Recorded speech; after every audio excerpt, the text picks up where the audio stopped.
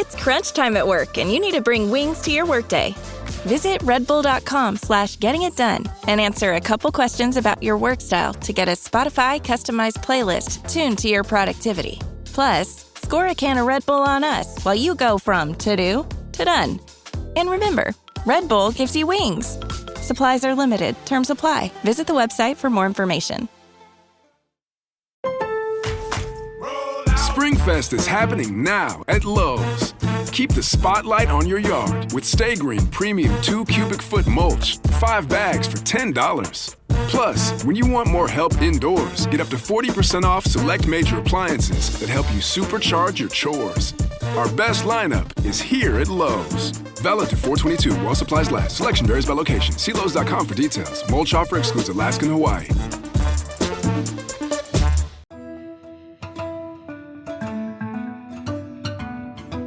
For the News and Observer and Charlotte Observer, I'm Dawn Vaughan, Capitol Bureau Chief and host of Under the Dome. Today, I'm joined by my colleague from the Charlotte Observer, which is why you heard that edition in my intro, Mary Ramsey.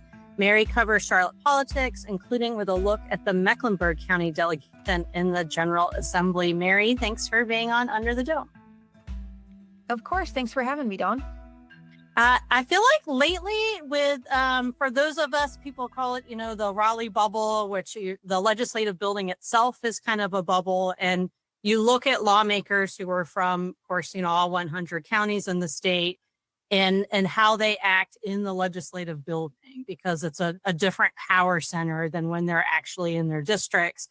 And we're going to talk about probably the most headlining name in Charlotte-Mecklenburg politics, which is Republican Representative Tricia Cotham, in a different way than when she made, the huge news of switching parties from Democrat to Republican, which has been, a couple of years now.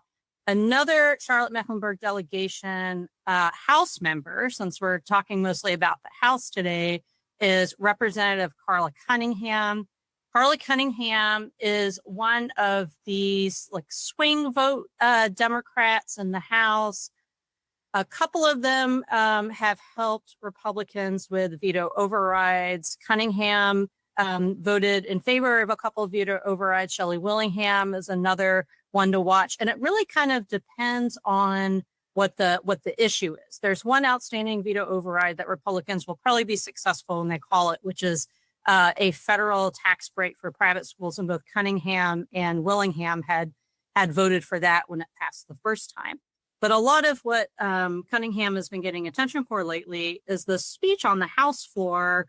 My colleague Avi Bajpai was on the floor for that ahead of this immigration veto override vote, and Avi and I had written about almost the immediate flack that Cunningham got in that legislative building bubble.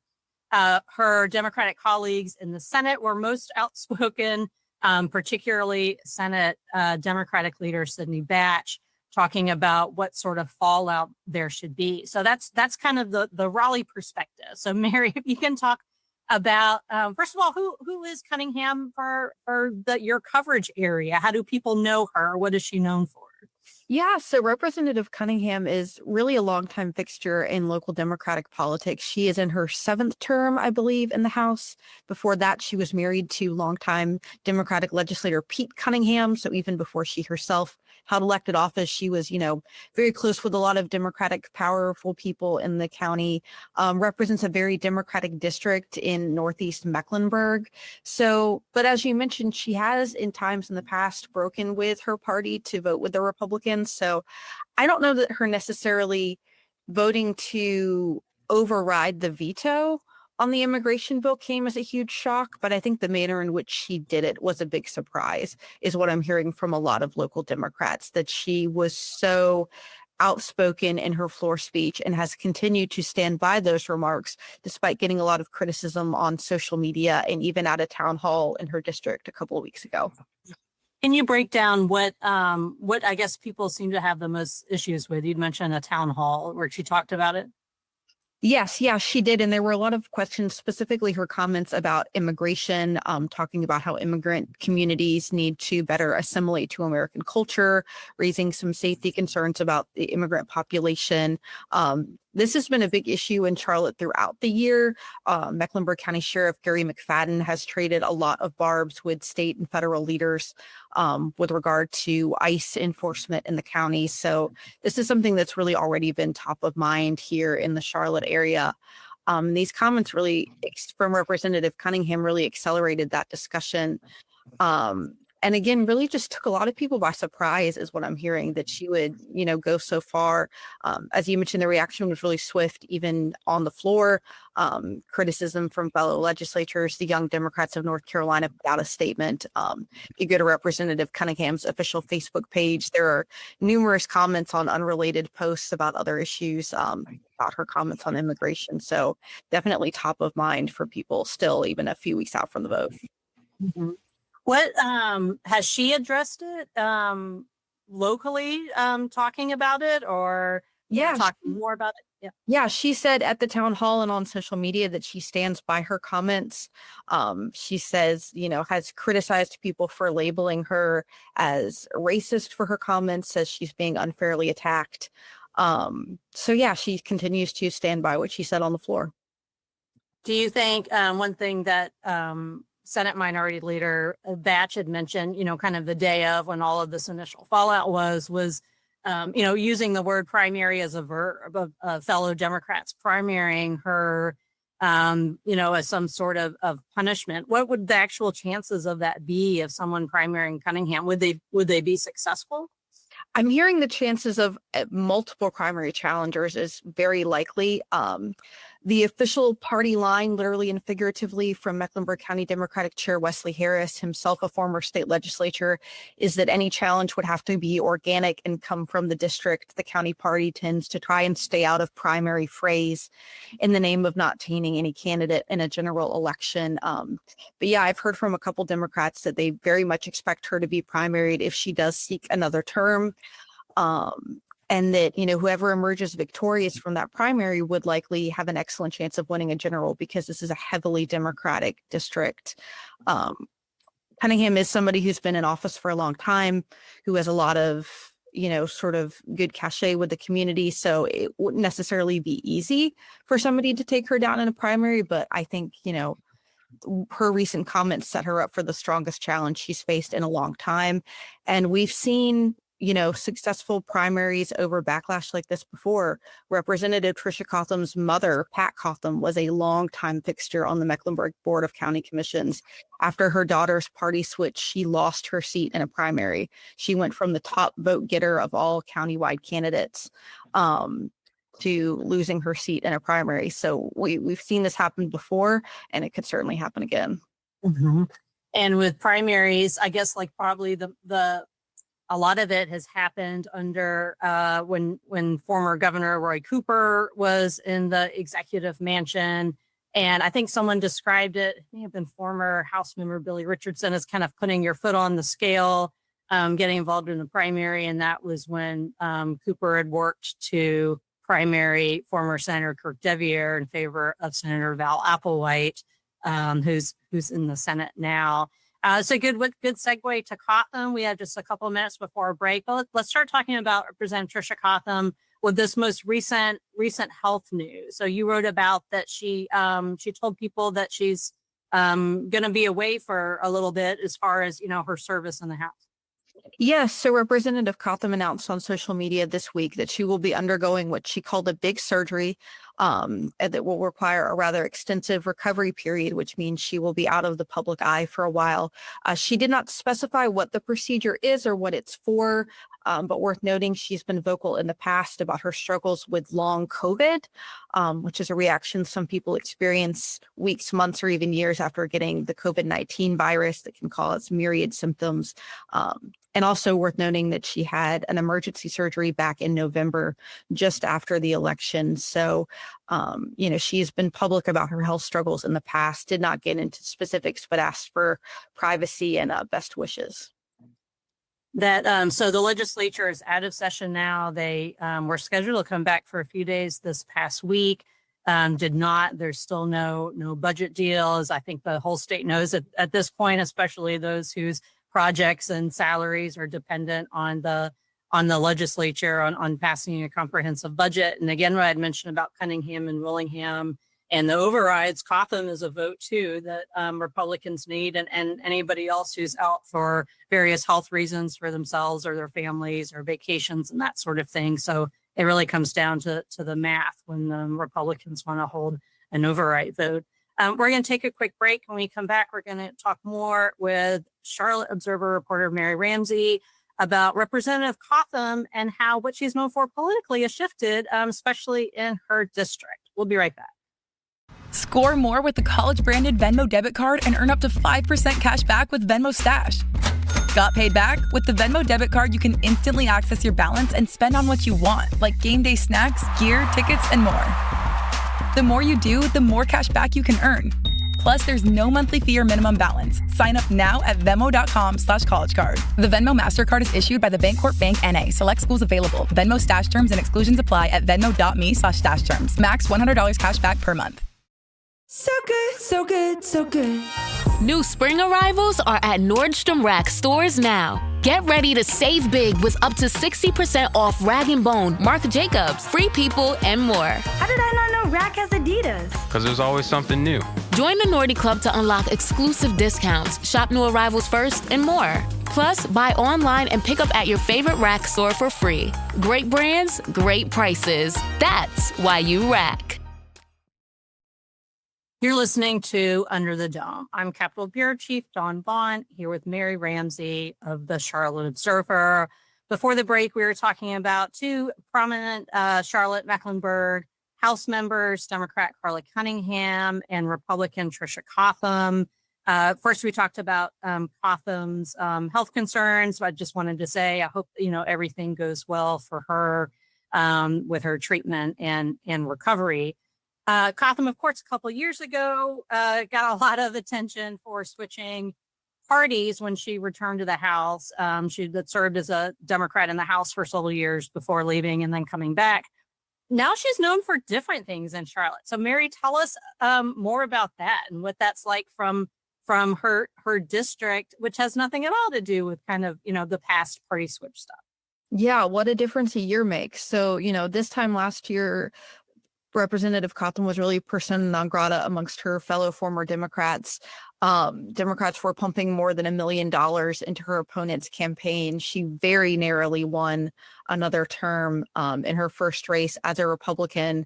But just a few weeks ago, Charlotte's Mayor Vi Lyles, who is really a standard bearer for the Democratic Party locally, was standing up and praising her at a bill signing for her efforts getting the PAYBACK Act passed. And it really just comes down to that one specific bill. I think this is legislation that will allow Mecklenburg County to put a ballot referendum up for a vote in November to increase our county sales tax by $0.01 in order to pay for myriad road, rail, and bus projects.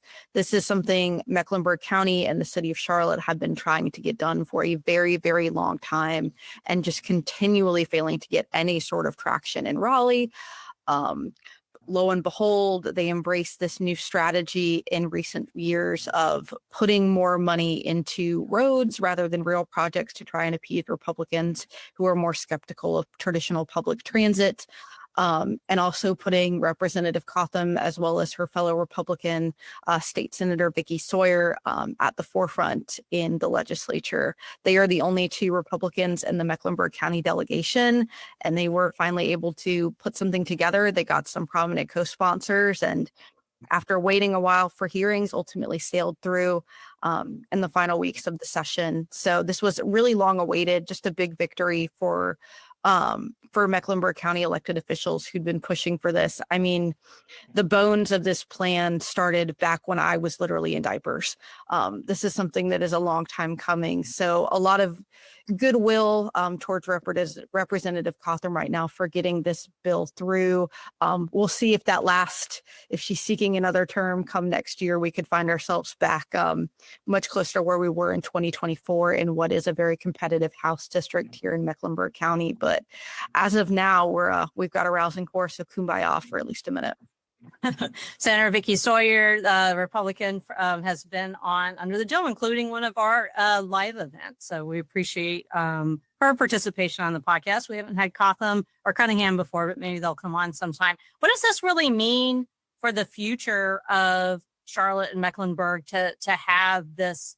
You mentioned how long it's been, decades. So what is this really going to mean for everyone who lives there, visits there, works there going forward?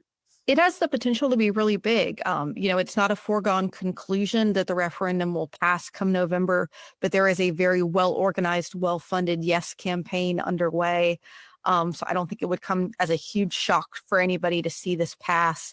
And it would unlock literally billions of dollars in funding for some really long-awaited public transit projects, a commuter train line running from uptown Charlotte up into the northern Mecklenburg towns of Davidson, Cornelius, and Huntersville. That's something that's been in the works since the late 90s that could finally come to fruition, as well as some other rail projects, a lot of upgrades to the city's bus system, as well as numerous road projects, which are everything from actually, laying some roads to more sidewalks, streetlights, things like that. So could really have an expansive impact on the community if this does get through. All right. Well, everyone can read your continuing coverage in the Charlotte Observer about this. Let's move on to our picks for headliner of the week. Mary, I'm going to start with you because it's similar or adjacent, a different level of politics and government. What's your headliner? Yes. So we've talked a little bit about 2026 today, but we are in the midst of 2025 local elections here in Charlotte as we speak.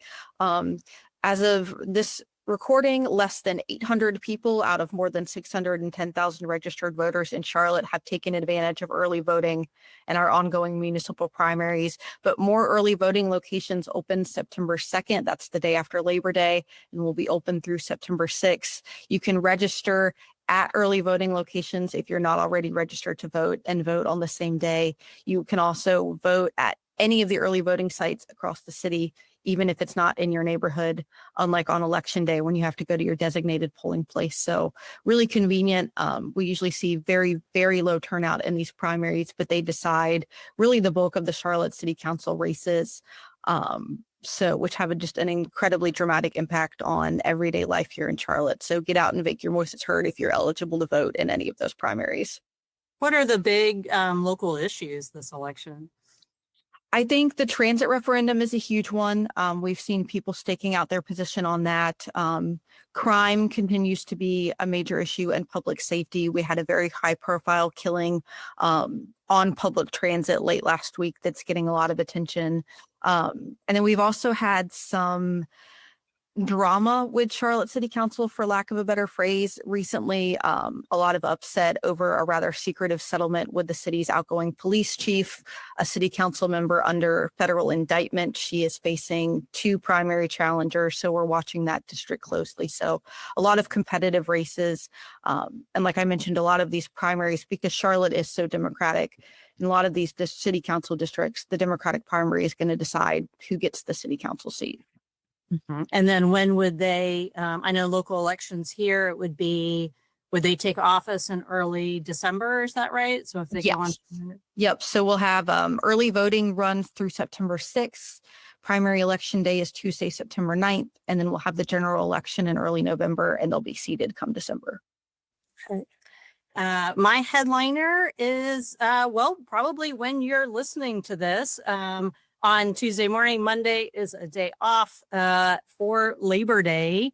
Labor Day is a national holiday that started in the late 1800s out of the labor movement and became national, I want to say 1894. I wrote out the date for the Under the Dome newsletter for Sunday, but I don't have it in front of me. So I hope everybody has a paid holiday off for Labor Day. And thank you for all the efforts of employees and workers everywhere. I'm sure state employees, especially, just to tie this up with what we were mentioning with the budget. And I know this is an issue in your coverage area too, that, people want to know what raises are coming. And that's something that people will be thinking about on Labor Day, or job security and everything else going on. So happy Labor Day, everybody. Mary, thanks so much for being on Under the Dome. Again, you can read all of Mary's coverage in our sister paper, the Charlotte Observer, and there'll be lots more to report with everything going on. For the News and Observer, I'm Dawn Vaughan, again with Mary Ramsey from the Charlotte Observer, our producer, Laura Brache. Thank you for listening, and we'll talk to you next time. For more from our politics team, subscribe to the News and Observer at newsobserver.com/subscribe. Sign up for our political newsletter, also called Under the Dome, at newsobserver.com/newsletters. Thanks for listening.